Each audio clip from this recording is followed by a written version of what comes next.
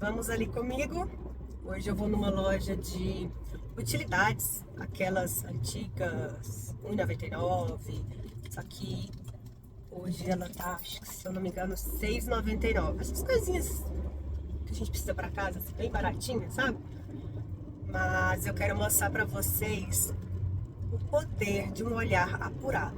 Então, acompanhe esse vídeo para que você também desperte esse olhar atento ao que é belo, ao que é elegante, ao que é bonito, para quando vocês entrarem em qualquer loja, seja ela muito cara ou muito barata, vocês consigam distinguir esses produtos. Porque, sim, existem coisas feias, com qualidade ruim em lojas caras, assim como existem coisas boas, bonitas em lojas baratas. Então, o propósito desse vídeo é esse, é despertar o seu olhar para esses detalhes que deixam as peças, né, as coisas da nossa casa mais bonita. Vamos lá? Eu amo uma loja de bugigangas, e não é ironia. Nessas lojas existe tudo, o absolutamente horrível e o surpreendentemente bom, dividindo ali a mesma prateleira com a mesma etiqueta de preço. E saber distinguir um do outro é exatamente o que a gente chama de olhar treinado. Hoje eu vou te mostrar item por item o que vale a pena pegar nessas lojas e o que você deve deixar na prateleira, independentemente do quanto esteja barato. Porque o barato que estraga o visual da sua casa não é barato, é caro disfarçado. Começa pela garrafa térmica, que é um dos itens mais comprados nessas lojas e um dos que mais divide a água. A garrafa colorida com cor primária chamativa, aquela vermelha que não combina com nada, ou aquela azul que grita sozinha na bancada, ela tem uma função, ser vista. Mas numa casa, a garrafa não precisa ser vista, ela precisa servir sem chamar atenção para si. A garrafa de alumínio, mesmo saindo pelo mesmo preço, comunica outra coisa. A superfície escovada não reflete de forma agressiva.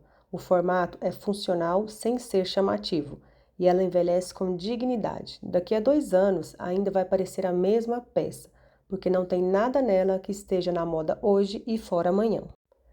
Sobre plantas artificiais, eu tenho muito a dizer, e não é o que você espera ouvir. Eu não sou contra planta artificial, sou contra planta artificial que não engana ninguém. Aquela com folha de plástico brilhante, verde neon, que de longe já avisa: sou fake e tenho orgulho disso. Esse tipo não acrescenta nada, ao contrário, subtrai a credibilidade do ambiente inteiro. Agora, existe uma planta artificial que faz o trabalho que uma planta natural faria, que imita a irregularidade, a variação de tom, a textura opaca das flores reais. Essa vale. E às vezes, nessas mesmas lojas, ela está bem ali do lado uma da outra. E tem uma terceira opção que eu amo especialmente, que é a planta seca ou desidratada. Ela não imita a natureza, ela foi a natureza. Tem história, tem textura, envelhece bem e combina com praticamente tudo. Num vaso simples, vira objeto decorativo de verdade. Potes de cozinha são outro item que a maioria das pessoas compram sem pensar e que faz uma diferença absurda no visual da cozinha inteira. O pote estampado com vários elementos visuais impressos, com cores que competem entre si, ele polui o ambiente.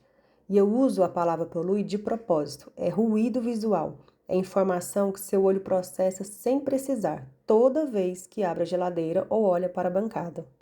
O pote de cor única, branco, bege, preto, terracota, o que combinar com a sua cozinha, ele organiza visualmente mesmo quando o conteúdo está bagunçado por dentro. Porque o que o olho lê primeiro é a silhueta, a cor, o conjunto. E um conjunto de potes em um tom único parece curado, parece intencional, parece mais caro do que é. Vidro é um dos materiais mais democráticos da decoração. Existe em todas as faixas de preço e a diferença de qualidade é visível a olho nu quando você sabe o que olhar. O vidro fino, com formato sem graça, parece barato porque é barato de um jeito que parece. A transparência sem espessura não tem presença. Ele existe no ambiente sem contribuir com nada. Agora, um vidro com espessura, com o formato que foi pensado, com qualquer arte aplicada, mesmo que simples, já é outra conversa. E em lojas de bugigangas você encontra isso. Não sempre, mas em todas as lojas, mas encontra. E quando encontra, é aquele item que você pega sem pestanejar. E se tiver um murano, aquele vidro colorido artesanal, mesmo que pequeno, mesmo que simples, ele vai ser o objeto mais especial da prateleira inteira, porque tem alma, tem irregularidade, tem a marca de uma mão que o fez. Escumadeiras, conchas, espátulas, pegadores, esses utensílios vivem expostos na cozinha, pendurados ou no porta-utensílios, e influenciam o visual do ambiente mais do que a maioria das pessoas percebe. A regra aqui é simples: quanto menos enfeite, melhor. Um utensílio de cozinha com cabo colorido, com estampa, com acabamento que tenta ser bonito de um jeito que não é, vai envelhecer mal e vai poluir o visual da sua cozinha.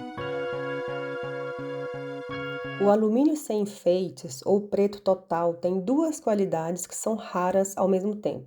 São atemporais e são duráveis. Daqui a 10 anos vão parecer exatamente os mesmos e combinam com qualquer cozinha, branca, colorida, rústica, moderna. São neutros do jeito certo, sem se apagar, sem chamar a atenção demais. O banheiro é o ambiente onde o excesso visual aparece mais, porque é um espaço pequeno e cada objeto conta mais do que em qualquer outro cômodo da casa.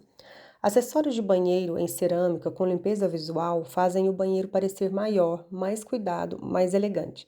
Não precisa ser caro, precisa ser simples. Uma saboneteira de cerâmica branca com formas limpas faz mais pelo banheiro do que 3 acessórios decorativos que competem entre si.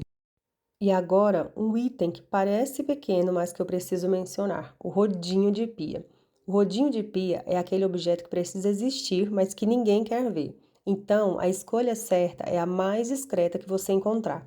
Aquele rodinho verde-limão ou laranja que fica pendurado na parede do banheiro ou da cozinha está ali todo dia, roubando a atenção que ele não merece. O mais neutro, o mais cinza, o mais discreto. Esse é o certo.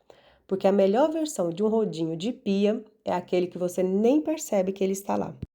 Talheres são outro item que a maioria das pessoas escolhe no piloto automático e que fazem a diferença quando você coloca a mesa ou deixa no porta-talheres. O talher com cabo colorido parece divertido na prateleira da loja. Na sua mesa posta, ele compete com a louça, com a toalha, com a comida. Ele quer atenção no momento em que o protagonista deveria ser outra coisa. O talher em tom neutro, preto, branco, inox, bege, combina com qualquer louça que você tiver hoje, com qualquer louça que você comprar amanhã. É a escolha que nunca erra. E enquanto estamos falando de plástico, a dica é: fosco sempre ganha de brilhante. Sempre. Uma peça de plástico com acabamento fosco parece mais cara, mais pensada, mais intencional do que a mesma peça em plástico brilhante. O brilho extra do plástico barato é o que entrega que é barato. O fosco esconde isso com elegância.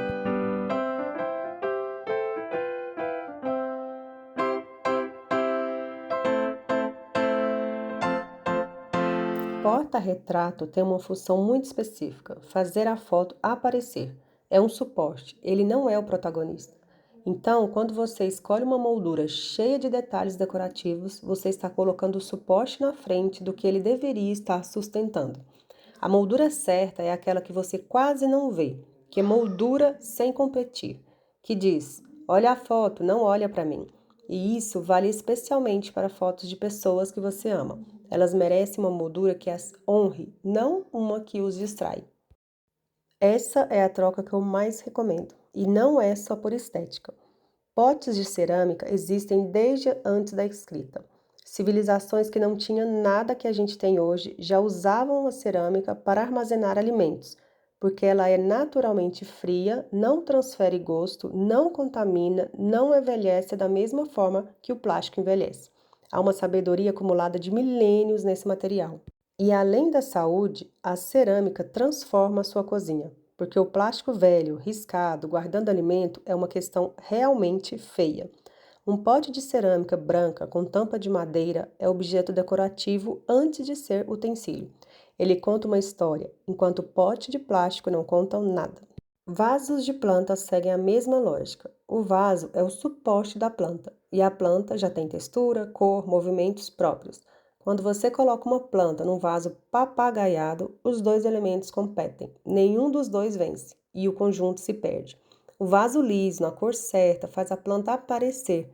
Deixa a planta ser a protagonista, e esse é o trabalho do vaso.